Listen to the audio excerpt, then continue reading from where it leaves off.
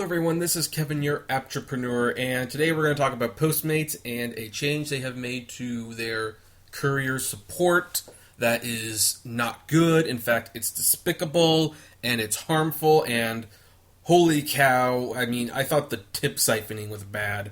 This is really, really bad. So basically, one of the few things that Postmates had going for them for at least the couriers that the other places didn't was that it was actually relatively easy to contact courier support when there was an issue. There was multiple things under the help button.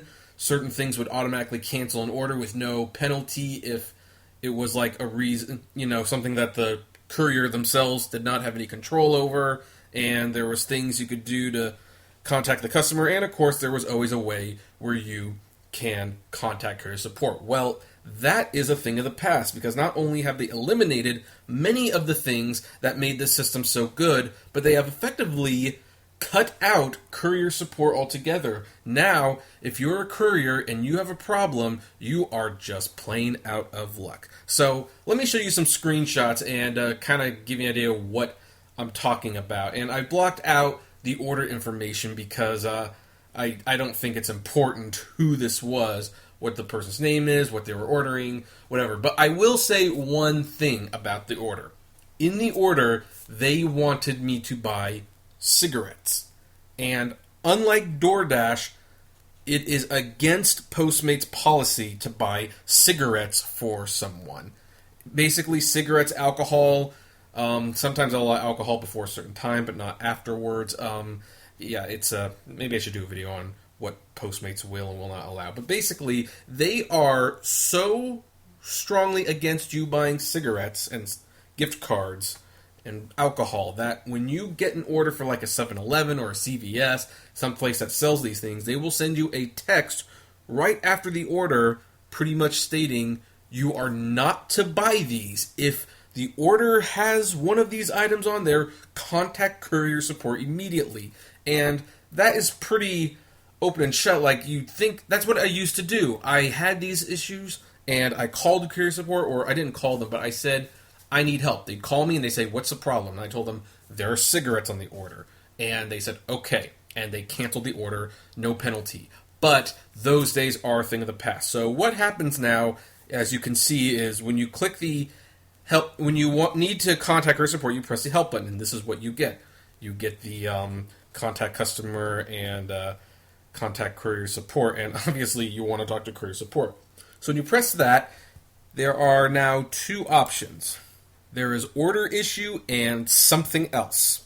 Those are the only two options you have right now, which so far so good. That's not the end of the world, but look what happens when you press order issue. You get two options: uncomfortable purchasing and can't transport order. Neither of these will lead to a courier support person actually calling you. You can cancel the orders with both these. However, it will count against your acceptance rate. It will not ever not count against you. This is why you need courier support to call you to confirm that this is a legitimate problem that is against their policy. But, okay, so what about something else? Well, there's two options there too. Customer requested changes and need to go offline. Neither of which, I want to stress again, gets you into contact with courier support. Postmates has effectively said, has said, no, we do not care about you. You cannot talk to our customer support, and you're on your own. You can either do the delivery or you can cancel at your own peril. Because, of course, with this cancel delivery thing, it warns you too many cancellations could result in suspension. Oh, give me a break, Postmates. First you siphon the tips and then you say you just simply don't want to talk to us? Soon I'm gonna have more YouTube videos about you than anyone else, and you're competing with Uber on this. You are now competing with Uber on poor customer service. Postmates, what's the matter with you? And here's the thing to all the gig economy people out there, all the gig economy companies that want to get into this. Look, there are probably areas you can cut or scale back on if you need to save money. I know that you kind of need to do that sometimes. But customer service should never be one of them. Your drivers need to be able to contact you if there is a problem. You can't really do that with DoorDash efficiently. You can't do that with Uber efficiently. You can sort of do it efficiently with Lyft, but it's still not efficient. It's just they'll call you back sometimes. Postmates, this was the one area where you definitely had a leg up. We could easily talk to courier support and fix problems, and therefore orders went a lot more smoothly. By taking this out, orders will get delayed, they won't go smoothly, and oh, by the way, if we can't solve the problems and we have a hard time with the orders, that results in bad customer service on the customer's end, and they won't want to use you anymore.